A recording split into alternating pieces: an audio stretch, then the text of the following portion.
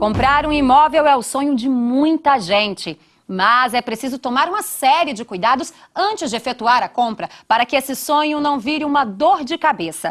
Na reportagem especial dessa semana, vamos mostrar a importância de se fazer um levantamento completo da documentação do imóvel e do proprietário antes de fechar negócio.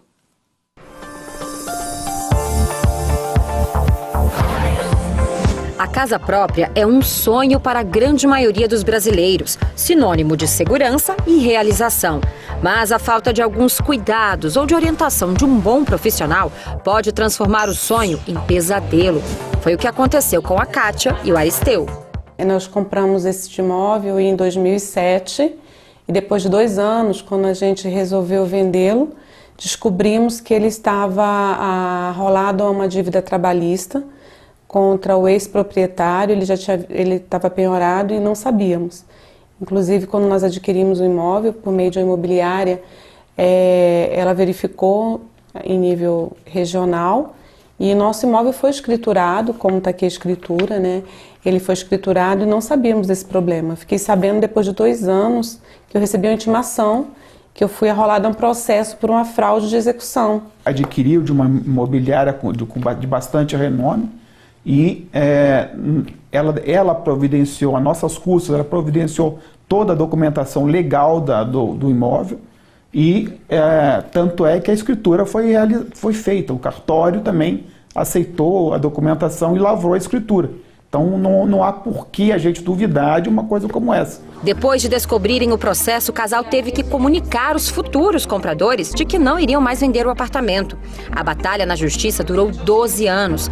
Nossos planos ficaram estagnados, né? Porque nós temos um filho especial, cadeirante, e a gente não podia fazer nenhuma melhoria no imóvel porque a gente não sabia se a gente conseguiria ou não um bom êxito da justiça, se esse imóvel seria devolvido para a gente. E não tem como reparar esse dano. O processo foi encerrado há 1 mês. Carla e Aristeu ficaram com o apartamento. A compra e venda de imóveis é um assunto que pode gerar muita ansiedade. Independente do imóvel ser novo ou usado, é possível cometer falhas na hora da compra que podem causar grandes prejuízos financeiros. Nem todo mundo sabe os cuidados que deve ter, e a falha na negociação ou falta de planejamento muitas vezes leva à anulação da compra.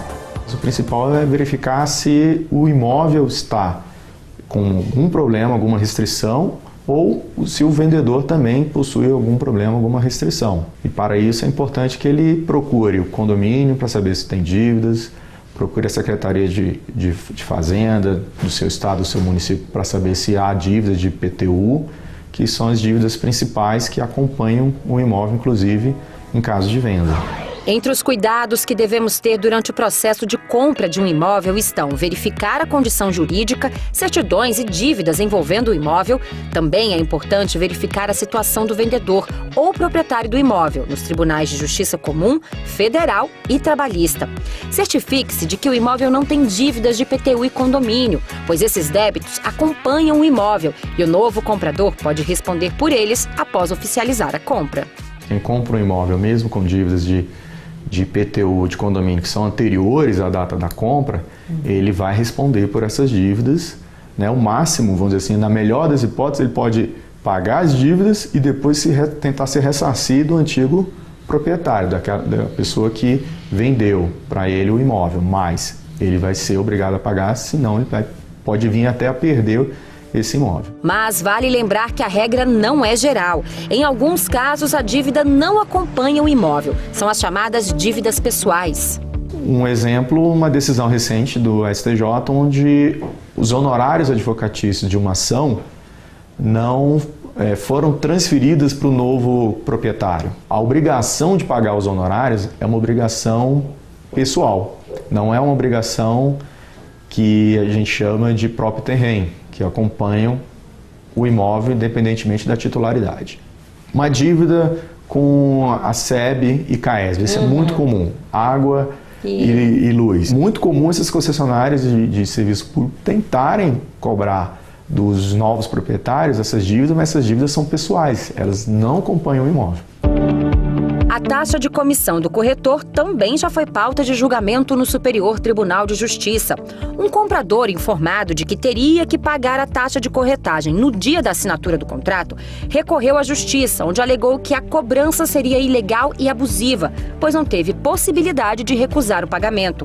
O caso foi parar na 4ª turma do STJ, onde a ministra relatora, Isabel Galotti, afirmou que o comprador deve ser informado do pagamento, mas não necessariamente em data anterior à assinatura do contrato. Documentação do imóvel, do vendedor, certidões, contas em dia, o caminho para realizar o sonho da casa própria não é fácil, mas pode evitar muita dor de cabeça. A importância de um advogado hoje é fundamental. Eu não tinha essa noção, essa visão antes. Hoje eu jamais vou adquirir um imóvel sem antes passar por um escritório de advocacia e realmente ele saber que não tem nenhuma pendência desse imóvel.